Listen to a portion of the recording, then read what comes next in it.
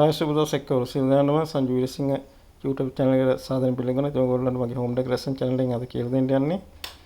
දැන් යුගයේ ජනප්‍රිය trend එක තමයි මේ money plant වර්ගයේ මේ එල්ලෙන ක්‍රමයට හදාගන්නේ කොහොමද කියලා. ඉතින් යාළුවනේ මේ කාලේ හිටින මේ හැමතැනම බලන්න දකින්න තියෙන්නේ මෙන්න මේ money plant වර්ගයේ මල් වර්ගය තමයි. ඉතින් මේක ඔයගොල්ලන් දැකලා තියෙන්නේ රෙස්ටුරන්ට් වල, හෝටල් වල, නිවාස වල සෑහෙන්න මෙන්න මේ ඉතින් යාළුවනේ අද මේ ඇත්තටම මේ මනි ප්ලාන්ට් වර්ග මේවා කීපයක්ම තියෙනවා. මේ ඔයගොල්ලන්ට වෙළඳ පොලෙන් ගන්න පුළුවන් මේ විවිධාකාර මනි ප්ලාන්ට් වැල් වර්ග තියෙනවා. ඉතින් මම නම් අපේ පැත්තේ ඕනෑ තරම් මෙන්න මේ මනි ප්ලාන්ට් වර්ග තියෙනවා කැලෑවේ. ඉතින් මේක වෙළඳ කියන්නේ මල් වගා කරන තැන් වලින් අපි ගන්න ගියාම සෑහෙන මුදලකට තමයි ගන්න වෙන්නේ. ඉතින් ඔයගොල්ලන්ට මම කියලා දෙන්න යන්නේ මෙන්න මේ පොහොතියක් උපයෝග කරගෙන මේ කොහොමද අර එල්ලෙන සිස්ටම් ක්‍රමයට මම මේ මනි ප්ලාන්ට් වලක් වගා කරගන්නේ සහ ඒක හදාගන්න කොහොමද කියලා දෙන්න. ඉතින් යාළුවනේ වීඩියෝ එකත් එක්ක රැඳෙන්න. ඉතින් යාළුවනේ තාමත් මාව subscribe කරලා නැත්නම් subscribe කරන්න, like එකක් දාන්න, comment එකක් දාන්න. වීඩියෝ එකත් එක්ක එකතු වෙන්න කියලා ඉල්ලනවා. ඉතින් ඔයගොල්ලන්ට මම මේ කියලා දෙන්න යන්නේ. යාළුවනේ මෙන්න මේ මම අද යොදාගත්තේ මේ තද කොළ පාටයි කහ පාටයි මිශ්‍රන මනි ප්ලාන්ට් වැල් වර්ගයෙන් කොහොමද මේක සාදාගන්නේ කියලා දෙන්න තමයි යන්නේ. ඉතින් මේ සඳහා ඕන වෙනවා අපිට බෞද්ධයක් ඕන වෙනවා, ඊළඟට පරණ ප්ලාස්ටික් බෝතල් කැබල්ලක් ඕන වෙනවා, මේ තංගුස් ලණු කීපයක් කොරඹු මේ ඕන වෙනවා. ඉතින් අපි වීඩියෝ එකෙන් බලමු කොහොමද මේ දේ කරගන්නේ කියලා.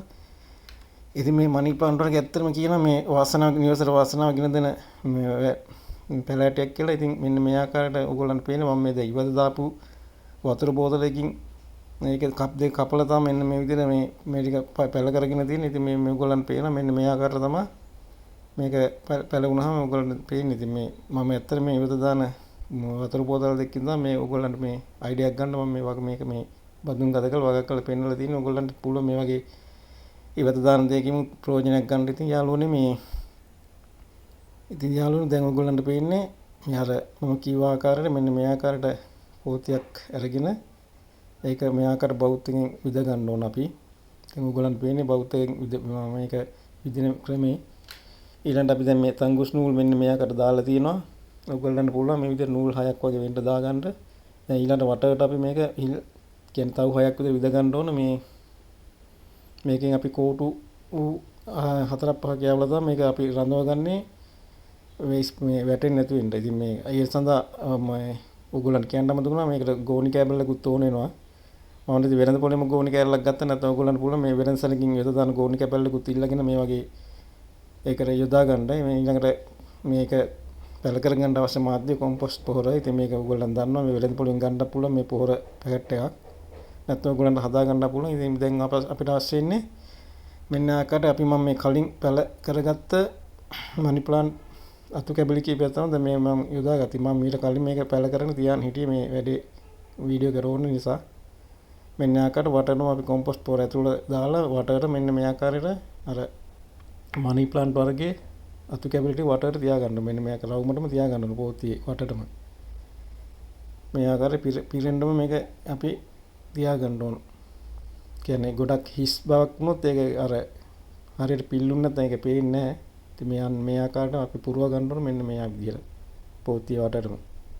ඉතින් පෝච්චිය අපි මේ ආකාරයට වටේටම මේ ටික දා ගන්නවා. ඊළඟට ඊට උඩින් තවත් මේ කොම්පොස්ට් පොහොර මාධ්‍ය යොදා ගන්නවා. මෙන්න මේ ආකාරයට. දැන් ඔයගොල්ලන්ට පේනවා මේක කරන්නේ කොහොමද කියලා. මෙන්න මේක හරි දාලා මේ අතින් පොඩ්ඩක් මේක අද කරගන්න පැල ටික එළියට ඉදිරියට එන්නේ නැති වෙන්න. මෙන්න මේ ආකාරයට. දැන් ඔයගොල්ලන්ට පේනවා කොහොමද කරන්නේ ඒක කියලා. ඉතින් ඊළඟට අපි මෙන්න මේ ආකාරයට ගෝනි කැබල්ල පොතිය ගන්නට අපි කටේ ගන්නට කපා ගත්තා. ඒක උඩින් මෙන්න මේ ආකාරයට තබා ගන්නවා. පොහොර ටික අර එළියට එන එක වළක්වා ගන්න. මෙන්න මේ ආකාරය. ඊළඟට අපි අර වටේට විදගත්ත තව වලින් මෙන්න මේ අස්සෙන් මෙහෙම යවනවා අර ගෝනි කැබල් උඩින් මෙන්න මේ ආකාරයට. මොකද මේකෙන් තමයි මේක රැඳිලා තියෙන්නේ. මෙන්න මේ ආකාරයට. ඔක හොඳට බලන්න. ඔයගොල්ලන්ට මේ වීඩියෝ එකත් එක්ක මේ වැඩේ කරගන්න පුළුවන්. ඉතින් මෙන්න මේ ආකාරයට අපි මේක කෝටු කැබලි ටිකෙන් හිර කරගන්නවා. මොකද ඉදිරියට එන්නේ නැති වෙන්න. මෙන්න මේ ආකාරයට. ඉතින් හරි සරලයි. ඉතින් මේක මේ මිලඳ පොලේ ඇත්තට මේ බඳුනක් ගන්න ගියොත් සෑහෙන මිලක් වෙනවා. ඉතින් අපිට හදාගන්න පුළුවන් කම තියෙන නිසා ඉතින් අපිට ඒක වියදමක් දරා ගන්න අවශ්‍ය නැහැ. ඉතින් අපිට ඕනේ පුළුවන් ඉතින් මේ ආකාරයට මේ හදාගන්න. දැන් යාළුවනේ මෙන්න අපි අනිත් පැත්ත හරවලා බලමු. ඒගොල්ලන්ට පේන්නේ මෙන්න මෙහෙම නූල් අපි අර සංගුස්ලා නූලින් එල්ලගත්ත එක එල්ලලා බලමු කොහොමද දිස්වන්නේ කියලා. මෙන්න මේ ආකාරයට තමයි දැන් ඔයගොල්ලන්ට පේන්නේ. ඉතින් යාළුවනේ මෙන්න මේ තියෙන ප්ලාස්ටික් බෝතල් කෑල්ල කපාගත්ත එක මේකෙන් තමයි අපි මේකට ජලය එක් කරන්නේ. ඉතින් මේක හැමදාම ජලය එක් කරන්න ඕනේ නැහැ. දවස් දෙකකට වගේ සැරයක් දැම්මම ඇති. මොකද මේ පැලයට එච්චර ජලය අවශ්‍යයක් වෙන්නේ නැහැ.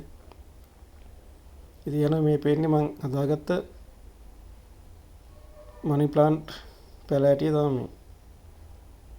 ඉතින් යාළුවනේ අද ඔයගොල්ලන්ට මම කියලා දුන්නේ ඉතින් කොහොමද අර මේ දවස්වල ජනප්‍රියම මේ වැල් වර්ගයේ හැමතැනම දකින්න තියෙන මේ මනි ප්ලාන්ට් මල් වර්ගයෙන් කොහොමද ලස්සනට ඒ දේ කරගත්තේ කියලා. ඉතින් මේ තියෙන මේ මනි ප්ලාන්ට් වර්ගය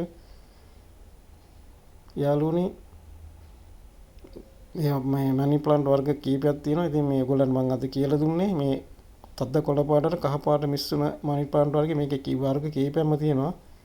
ඉතින් ඇත්තට මේක මේ නිවසල වාසනාව ගෙන දෙන පැලෑටක් කියලාත් කියනවා. ඉතින් ඇත්තට මේක ගොඩක් අර එල්ලෙන ක්‍රමයට වඩා එහෙම මේක මේකක් තියෙන අර පෝතියක එස්ලෝන් බටයක් මැද හිටලා කොහොල්ලන මේකට ඔතලා ඒකේ යවලු උඩ අතර යවන එක ගොඩක් සාර්ථක ක්‍රමයක් කියලා කියනවා. ඉතින් මේ ඒක ඔයගොල්ලන්ට බලා ගන්න පුළුවන්. ඉතින් මේ